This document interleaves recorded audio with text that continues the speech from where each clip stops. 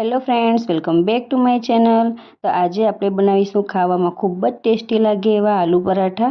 તો ચાલો રેસીપી શરૂ કરીએ। અહીં મેં 700 ગ્રામ જેટલા બટેકાને આ રીતે વોશ કરી લીધા છે।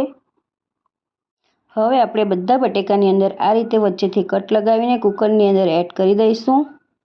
બટેકાની અંદર આ રીતે કટ લગાવીને બાફવા મૂકવાથી સરસ એ આસાનીથી એકદમ કૂક થઈ જાય છે અને સરસ બફાઈ જાય છે, એટલા માટે આ રીતે એડ કરવાના। 2 ગ્લાસ પાણી ઉમેરીશું, ત્યાર પછી આપણે અડધી ચમચી મીઠું નાખીશું। હવે આપણે કુકરનું ઢાંકણ બંધ કરીને ગેસની ફ્લેમ મીડિયમ રાખીને 5 થી 6 વિસલ કરી લઈશું, જેથી બટેકા સરસ એવા બફાઈ જાય। બટેકા બફાય ત્યાં સુધીમાં આપણે આલુ પરાઠાના બહારના લેયર માટેનો લોટ તૈયાર કરી લઈશું। જેના માટે અહીં આપણે રેગ્યુલર રોટલી કરીએ એનો લોટ લીધો છે। આ રીતે ચારીને લોટ લઈ લઈશું।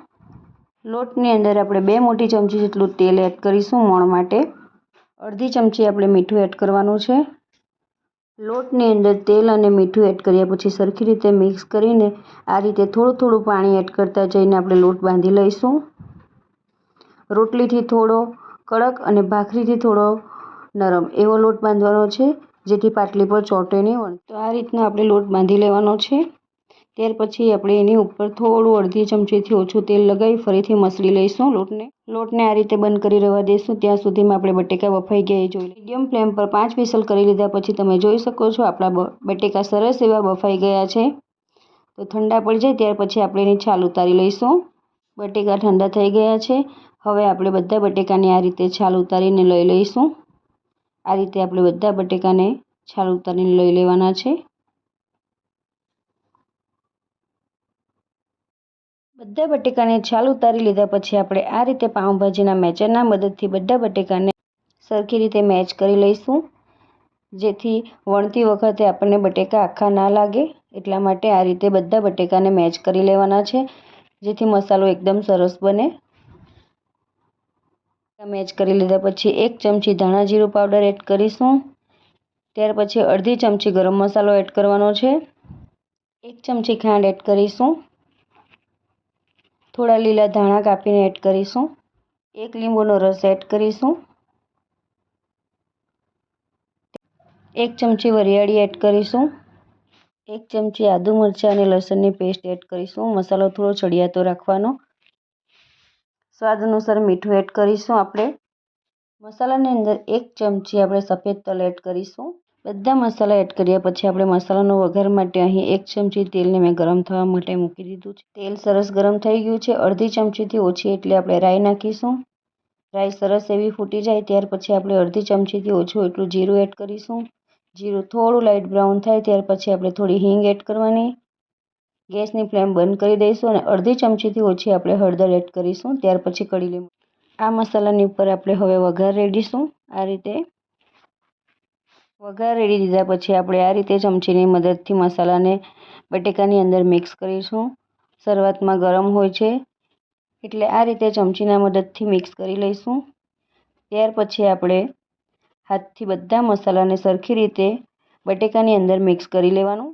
આ રીતે હાથની મદદથી બધા મસાલા અને બટેકા સરખી રીતે મિક્સ કરી લઈશું। આપણે જે રોટલીનો લોટ બાંધીને રાખ્યો હતો એમાંથી થોડો લોટ લઈને આ રીતનું મોટી સાઈઝનું લુઓ બનાવી લઈશું। ત્યાર પછી લુવાની ઉપર થોડો કોરો લોટ લગાવી આ રીતે આપણે નાની પહેલાં રોટલી વણી લઈશું। ત્યાર પછી આપણે એની ઉપર બટેકાનો માવો મૂકીશું। આ રીતે થોડો વધારે ભરવાનો જેથી સરસ લાગે।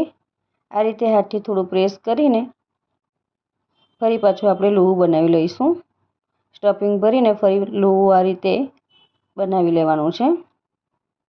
તમે 2 રોટલીની વચ્ચે પણ માવાને મૂકીને તમે બનાવી શકો છો, પણ આ રીતે પણ સરસ બને છે।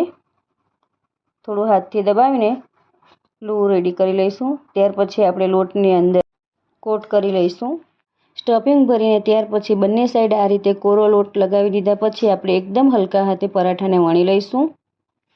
આ રીતે હલકા હાથથી વણશો તો મસાલો પણ બહાર ના આવે ને સરસ એવું આપણું પરાઠું વણીને તૈયાર થઈ જાય છે। તો આ જ રીતે આપણે બધા પરાઠાને વણી લઈશું। એકદમ સરસ આપણું પરાઠું વણીને તૈયાર થઈ ગયું છે, તમે જોઈ શકો છો। હવે આપણે શેકી લઈશું એને। આપણી તવી પણ ગરમ થઈ ગઈ છે। આ રીતે આપણે પરાઠાને શેકવા માટે મૂકી દઈશું। શેકાવા એટલે સાઈડ પલટાઈ દઈશું। હવે આપણે પરાઠાની ઉપર ઘી અથવા તેલ તમને જે પસંદ હોય એ બંને સાઈડ લગાવીને પલટાવતા જઈને સરસ એવું પરાઠાને આપણે બંને બાજુથી શેકી લઈશું. જો તમને ઘી પસંદ હોય તો ઘી લગાવવાનું. અહીં હું તેલ લગાવીને બંને સાઈડથી પરાઠાને શેકું છું. તો ફ્રેન્ડ્સ, તમે જોઈ શકો છો આપણું આલુ પરાઠું બંને સાઈડથી શેકાઈને સરસ એવું ફૂલી ગયું છે. આ રીતે આપણે બધા જ પરાઠાને બનાવી લઈશું. ગરમમાં ગરમ તમે દહીં સાથે કે પછી સોસ જોડે પણ ખાઈ શકો છો.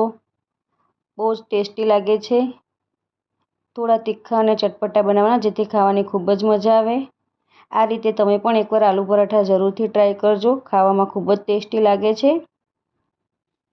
તો ખાવા માટે તૈયાર છે આપણા આલુ પરાઠા બનીને. આજની અમારી રેસીપી તમને ગમી હોય તો please like, share and subscribe. અને તમે કઈ રીતે બનાવો છો આલુ પરાઠા એ પણ મને કમેન્ટમાં જણાવજો.